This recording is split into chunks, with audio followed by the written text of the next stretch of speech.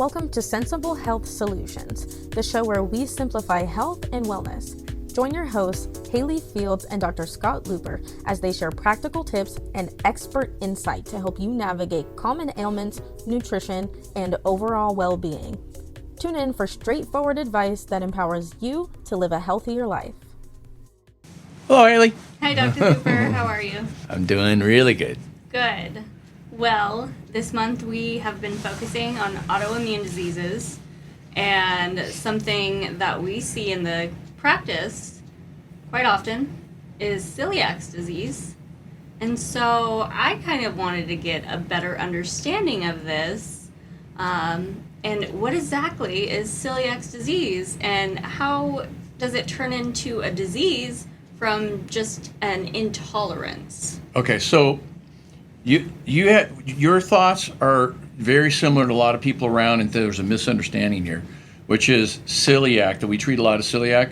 We almost never treat celiac. Now, we treat wheat sensitivity. I mean, there's not a week that goes by I don't have somebody coming in with wheat sensitivity. I've had 2 people today already had wheat sensitivity, and it turns out to be instrumental to their case.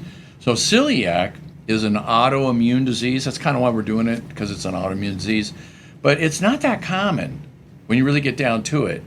You know, 1 in 250, 1 in 500 people, somewhere around there, have actual proven celiac, which is not that many. Whereas people with a wheat sensitivity, what is it, 1 in 10? Yeah, I mean, something like everybody that. out there is gluten intolerant, you know, all of the restaurants, all of the stores. It's much more common now than it used to be, and that's another show why. Yeah. I don't know why. You I have know? ideas why. Okay. I have theories why, but if we had time at the end, we'll go into that one. We can have a theory episode later on.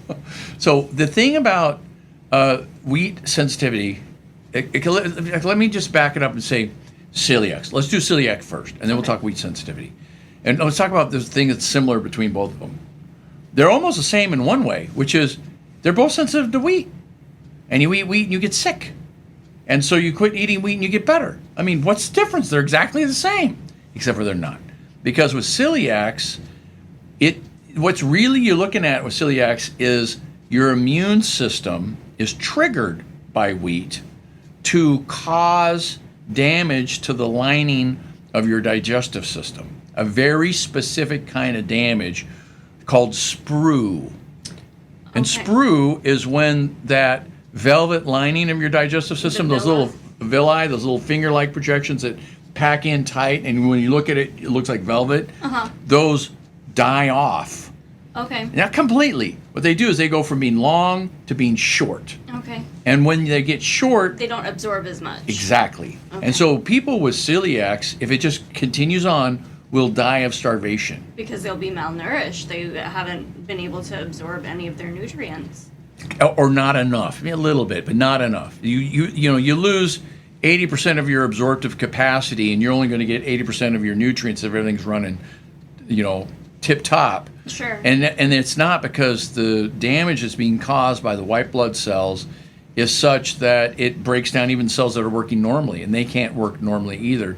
So really, people just don't get enough nutrition because they don't get enough nutrients, better way to say it, even though they're eating plenty, but they can't absorb it. And so this is a really serious disease. It causes diarrhea, it causes pain, it causes anemia because you don't have enough energy to make blood. It causes your digestive system fall apart and causes death. I mean, celiac absolutely can be a deadly disease, absolutely. With prolonged kind of symptomology, does it take it takes a long time. Months and months and months? Months and months, years and years before it's all fall apart. It's not an immediate. No. Okay. It's a slow starvation type of thing is what it is. And so the good news is docs are aware of this, and they'll run tests to be able to figure out what it is well before you get to the point Are of there dying. direct tests? Yes. Okay. Kinda. That's a good question. Other than inflammatory markers? No, yeah, other than just inflammatory markers. Normally when we have an autoimmune disease, what we see is a C-reactive protein's elevated. That's an inflammatory marker. Sed rate's elevated, same thing, inflammatory marker. Stuff like that. And in this case, same thing. Those are all elevated. But the celiacs, people really gone out of their way to try to figure out a blood test for this, because the old test, still to this day, the gold standard test, is to take a sample of the lining of someone's digestive system and look at it under a microscope. This is called a biopsy. Not just a stool test? I'd rather not. Yeah. You got somebody who's really sick, in a lot of pain, suffering, right? And then you go and send them to the hospital and have them open their guts up and take a little snip out of their digestive system? Yeah, no, that's really, we don't want to do that. No. So if we can avoid that, we will. Doctors are highly motivated to avoid taking those samples. So they have created a different type of test. A blood test. There's a blood test. There's a blood test panel, and I won't go through every single part of the blood test panel. Let me just go through two parts of it. One's called an endomysial antibody test, and that's pretty good for celiac. If there's not many things that'll make that go high other than celiac, so that one's elevated. Good chance you got celiac. It's not 100%, but it's a good chance. And then the other test that makes the percentages even better is to do a certain kind of antibody called secretory IgA antibody. The antibody to gliadin, notice it's not gluten, it's gliadin. That one goes up, and that one correlates very well with celiac. And so you put those two tests together, and you got a real good chance with somebody has celiac. Now, again, the gold standard is to go do a biopsy, but biopsies are real problematic with these people. We'd rather not do it. And all we really need to do is just figure out if they have celiac, then have them quit eating wheat, and then they get better. Would it be something that you could determine with a stool test? Not really. Stool tests aren't particularly helpful with this. Stool tests we run all the time. They're very helpful. And what you're going to see is you're going to see a lot of leftover food because you're not absorbing it, and you're going to get a lot of infections and overgrowth bacteria and fermentation and all this other stuff. That goes without saying, though. It's not particularly diagnostic. It just shows that their guts have gone to hell in a handbasket. What about the sprue itself? Is there like a specific test that indicate the Only villi? Only by looking under a microscope. Okay, so that's how you do sprue. So now the celiac sprue is not the only kind of sprue there is. There's other infections that you can get, usually in tropical countries where they'll attack the lining of your digestive system and kill you. And those called tropical sprue. So celiac was also known for a while as non-tropical sprue. Oh, okay. And so this is too much information. There's kind of as time know. Involves. So really the bottom line here is that you got a sensitivity to wheat. It causes an immune reaction. The immune reaction kills the lining of your digestive system, which eventually will kill you. Yeah. So what we want to do is avoid wheat. That lets the immune system calm down, allows the lining of the digestive system to grow back, and now your life is saved. Now, it's an oversimplification because there's lots of things that you could do to grow their digestive system back. In between. Yeah, and if I talk any more about celiac, I'm not going to have a chance to talk about the much more common problem of wheat sensitivity. So there's this other thing called wheat sensitivity. It's not celiac by definition, but what it is people eat wheat and they get sick. It causes problems with them. You can get, again, immune system problems. It's like celiac's light is what it is. Okay. So people will get stomach problems, they'll get diarrhea, they may get colitis, they may get a rash, they may get headaches, they may get sinus problems, they may get joint pain. So there's a lot of immune things that go along with this wheat sensitivity, but it doesn't necessarily fall into the narrow definition of celiac. There's still lots of problems, lots of immune system problems, and since it's such a broad category, instead of just a narrow category, there's way more people in this broad category than there is in this little narrow category. So we see lots of people in this category, very, very common to see. And again, the similarity is that you have them avoid eating wheat, and they get better. Okay, so full disclosure here, my lovely wife, who I adore, has this. Oh, yeah. And so, you dance by around definition, it all I have day. this. Okay. Because of my association, because what she lives a certain way. That means I live a certain way. Yeah, you gotta And so, be the supportive spouse. we don't eat wheat in a lot of things. Like if it's dinner, we don't eat wheat in dinner. Now, the kids, because we have an exchange student right now, and I have a 9-year-old son, and so they can eat wheat.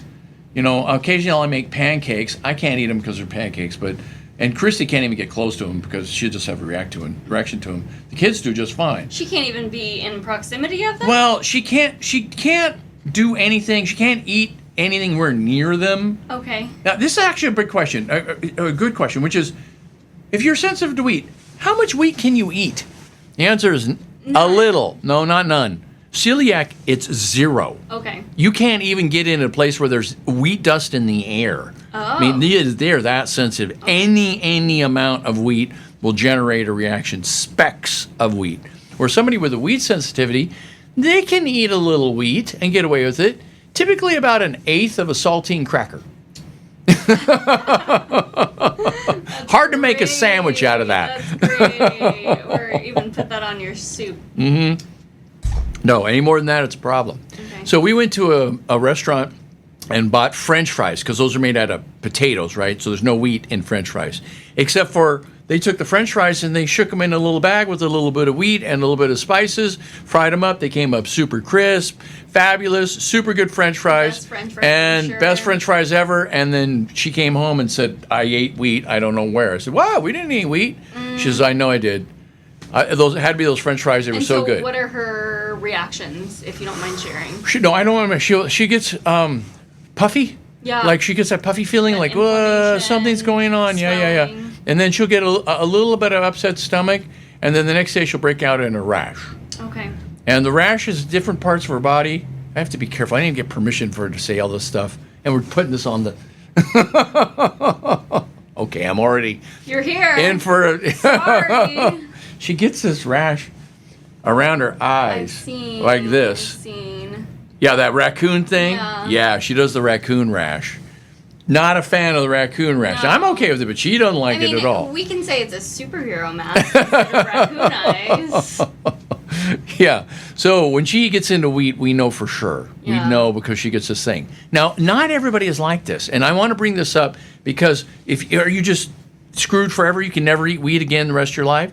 Can't I just avoid wheat for a period of time and then have it? Elimination and then have it and then reincorporate right, and then reincorporate it in after your immune system has calmed down a little. Yeah, can we do that? In theory, sometimes in fact, not always. Now, Christy, forget it. None of that worked. We tried a zillion things. None of it worked. She just can't eat wheat. But for a lot of people, you can avoid it for a while and then eat it, and then you do okay. Now, let me talk about theory and let me talk about practicality. In theory, you could wait 3 months and have this happen because it takes 3 months for your antibody levels to drop. Remember, what's driving this thing is the antibodies. Mm-hmm. The antibodies to gluten and gliadin in particular. And so if you let the antibody levels drop, and then you're okay because you don't have a reaction to the antibodies. Are there any supplements that'll reduce the antibodies? Yeah, in the sense, not directly, no. You don't take something and the antibodies drop? No, it doesn't work like that because they're already made. They're circulating in your body. The only way you can get rid of those antibodies is to do that blood antibody cleaning thing where they have the electrophoresis, where they pull them out. Yeah. There's another name for that. And they could comb the antibodies out of your blood. It's super expensive, and I wouldn't recommend it. No, what you can do is you can calm the immune system down and take away the impulse to make the antibodies and let the antibodies drop on their own. That's what you can do. Okay. So this emergency can help with that. But I won't even talk about those because it's too esoteric. Really, best thing to do is just don't eat wheat. For a given amount of time. 3 months. 3 months. 3 months. And then let slowly incorporate it? Yeah, and then you slowly at incorporate it at moderate levels. So instead of let me tell you a story. So I had a guy come see me some years ago with a horrible rash on his elbows and his knees. This was a pussy, pimply, weepy, gooky, horrible rash. Then he had this rash for 30 years. Amazing, he kept trying to find solutions for it because he never found anything that would work. 30 years, comes to see me. I'd run the test, figure out that it's a wheat sensitivity. I take him off of wheat, the rash clears up, and he's ecstatic. He's like, "Oh, this is fabulous. I'm happy. 30 years I had this rash, now it's gone. I think, excellent, check. We win. We're good." And he comes back a year later, and I go, "What are you doing back? We already fixed your rash." And he said, "I figured out how to eat wheat." I said, "You did? I want to know. I'm so glad you came back. Tell me how you did it." He says, "Well, here's what happened. After my rash cleared up, and I waited a few months, I ate wheat, and the rash did not come back." I said, "Well, that's great. Then what happened?" He says, "Well, then I ate wheat again, and the rash came back."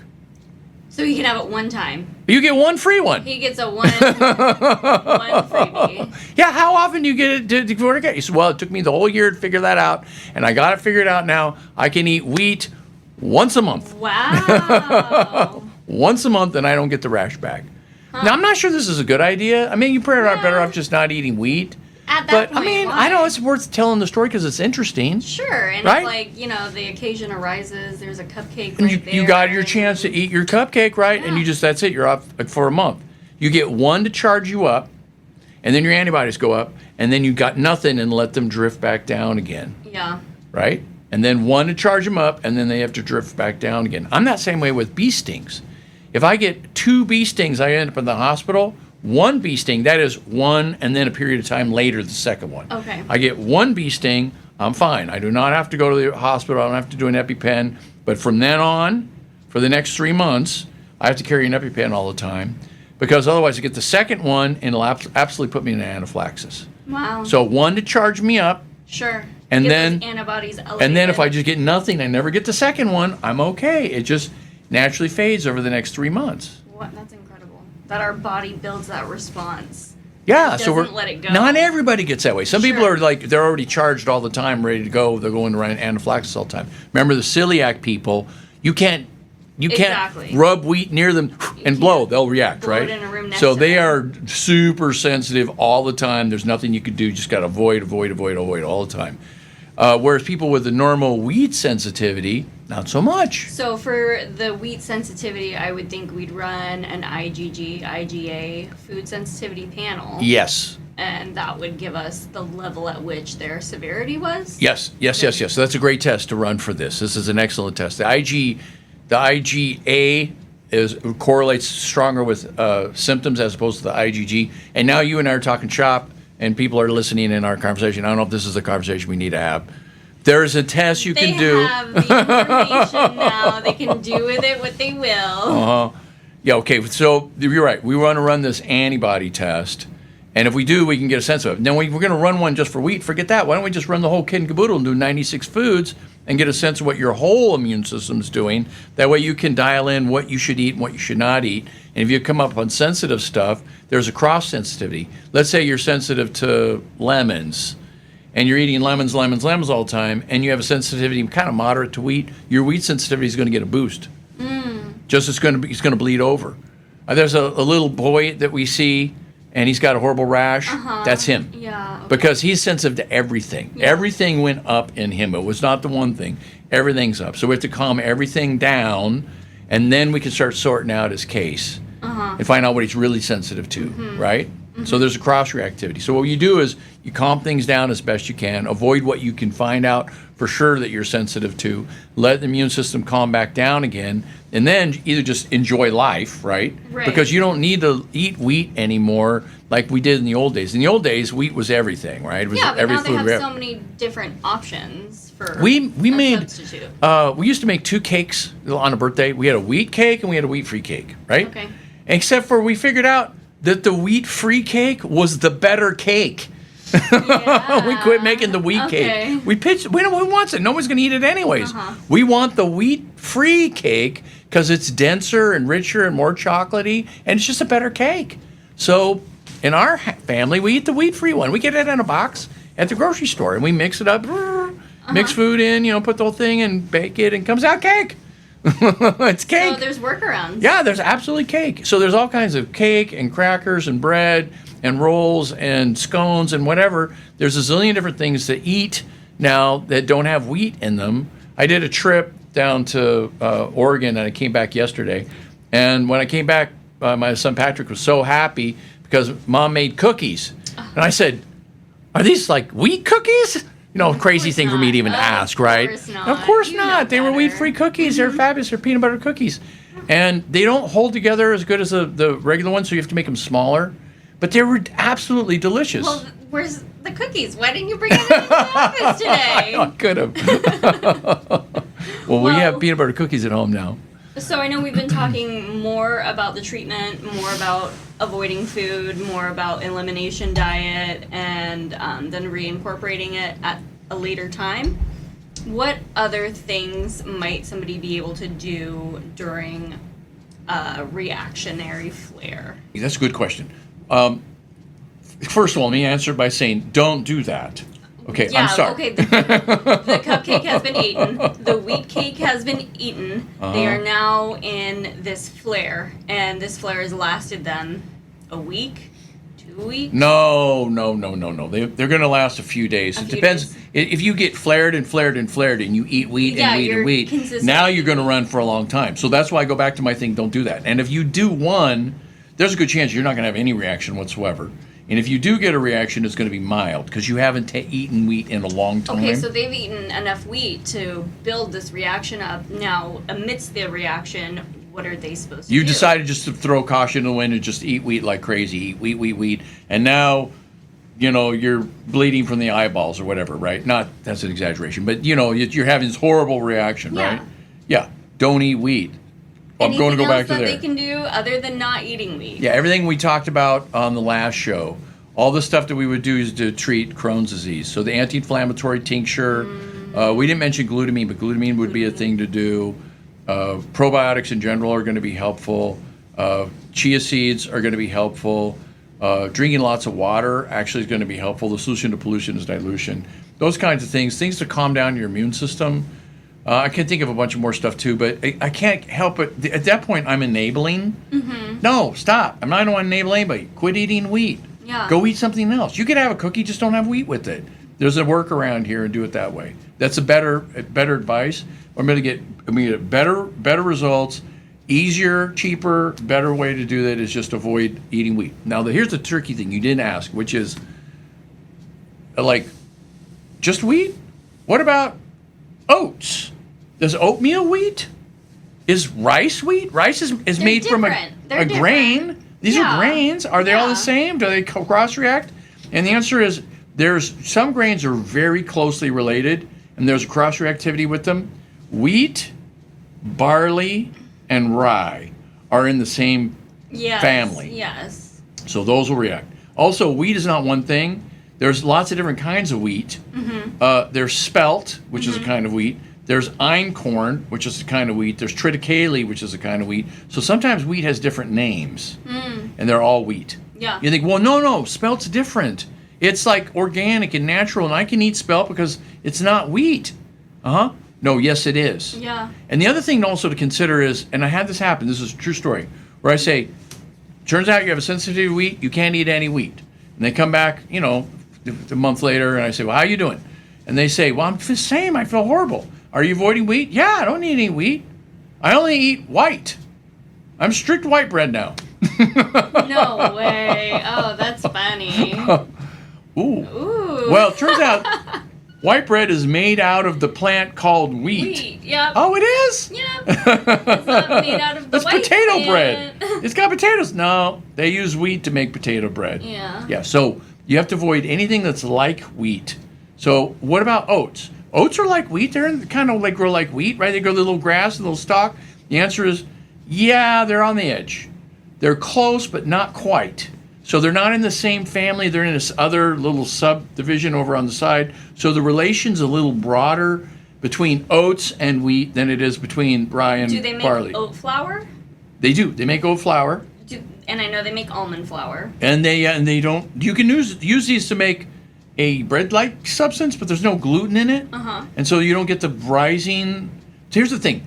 The real problem with oats is not that they're oats and they're closely related or not closely related. The real problem is they grow oats near wheat. Oh. And so the wheat gets in the oat field and the oats get in the wheat field. And if you got a few oats and a wheat, who would care? You can't tell. But you get a little bit of wheat going in the oats, you got a problem. Okay. Now that oatmeal is generating a reaction because you have a little bit of wheat ground up into the oatmeal or ground into the flour, however it is. And so you have to buy a special oats that are grown in places where there is no wheat. Mm-hmm. That last year they didn't grow wheat, and so some of the wheat's growing up because the seeds landed on the ground and got mixed in. You can't do that. It has to be wheat-free all the way around, and it's going to cost you. Yeah, because you have to be more careful about it. And I'm not really into brands, but let me just give you a brand because there's a brand that's really great for doing this. Bob's Red Mill does a fabulous gluten-free, that is for real gluten-free, oatmeal, and that works fine. Most people with wheat sensitivity can do the Bob's Red Meal, and they do all right with it. Okay. Now, I would think people wouldn't want to do oat because it's higher in sugar. That's another thing altogether. Okay. So oats can be a good food and can be a problematic food. I mean, carbs are great if you can tolerate them. Uh-huh. But if you can't tolerate them, if your insulin levels go up and you start gaining weight, oats are a fattening food. A bad idea. Yeah. I mean, I can't eat oats. I had to give them up. Make my blood sugars go up too much. And that was a sore loss. I mean, I love oats. Oatmeal is fabulous. Yeah. But I can't eat it anymore because I'm too sensitive to the grain. But that's the same way there's rice, same way with corn, same way with potatoes. They're all the same to me. Even though they're all not related at all, they all have the same effect. Hey, let's talk about another one which is tricky. How about buckwheat? Well, it's got the word wheat in it. Buckwheat is wheat. But it's not. Totally unrelated. Totally unrelated. Buckwheat is not wheat, and you can eat buckwheat. People who have a wheat sensitivity do just fine with buckwheat. What is buckwheat? It's a grain. That's not wheat. That's not wheat. But they want to call themselves wheat. Yeah, it's confusing. So with the buckwheat people have changed their name to kasha, which there's some culture calls it kasha instead of calling it buckwheat. And so they decided kasha was a better name.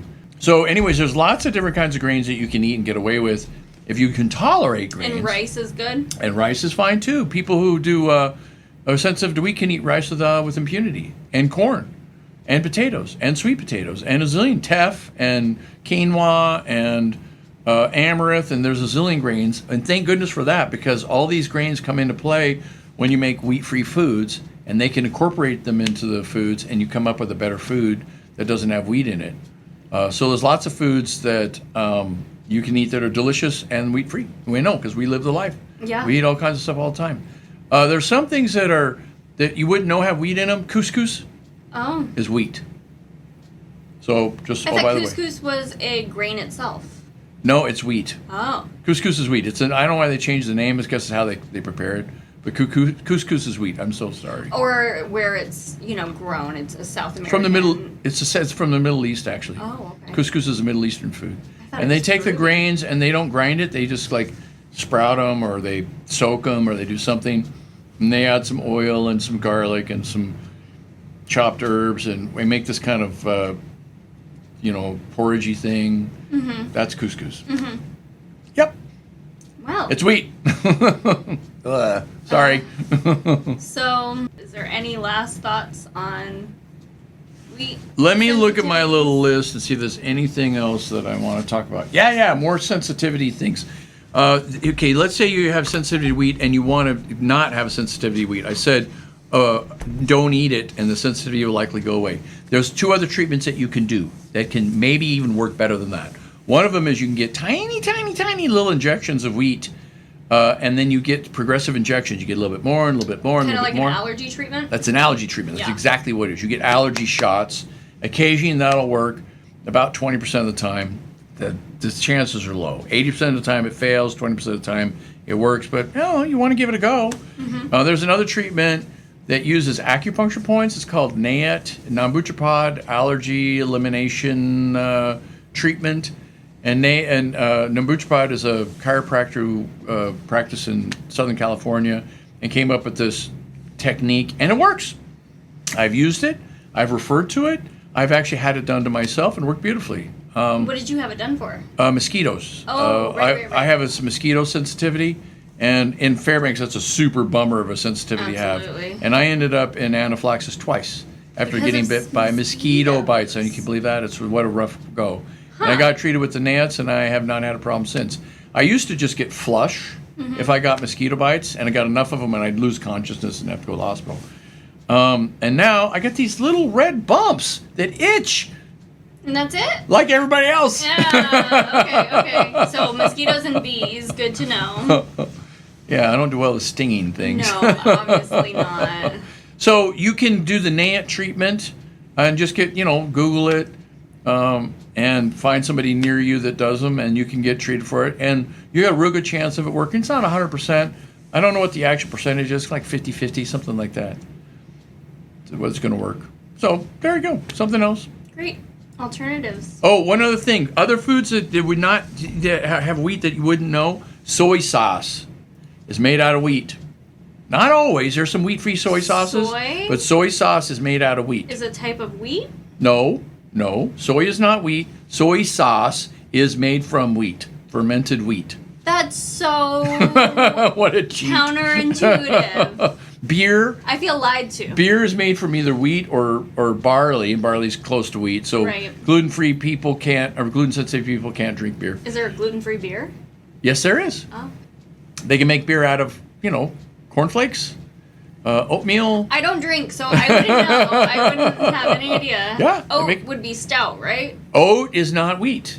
Oat's different. Yeah, stout, right? Yeah, Oatmeal stout. right? Not necessarily though. That's just because they cook the oats in a certain way. Oh, you're gonna make me do a show on beer. I'm curious. I don't know. Malt. That is malt that you would make beer out of, and also malt that you would put into a malt, right? Yeah. Like a milkshake. That's made of wheat as well, or it's wheat sensitivity. It's not necessarily made out of wheat, but it's made out of barley or another grain that's close enough to wheat that people can get a reaction from it. So malt is another thing that you can't do. Sometimes food starch, they can use wheat to make food starch, and people have a sensitivity to that as well. These words you really have to be on top of if you're celiac. Absolutely. 'Cause you have to really and watch. people who are celiac are on top of it. Because they have to. Because if they don't, they're know. punished severely. Yeah. And they suffer intensely. Yeah. And so they're highly motivated to be able to find it. Yeah. Be real careful. Okay? Wonderful. Well, I think we're about out of time. Thank you again for all of your insight. We appreciate it. Hey, it's a pleasure. Thanks for tuning in to another episode of Sensible Health Solutions. We hope you found today's discussion enlightening and packed with practical tips to enhance your wellness journey. Remember, small changes can lead to big results. If you enjoyed the episode, don't forget to subscribe and leave us a review on your favorite podcast platform. Your feedback helps us bring you the best content possible. Stay connected with us on social media for more health insights and updates. You can find us at Sensible Health Solutions across all social platforms. Until next time, stay sensible and stay healthy.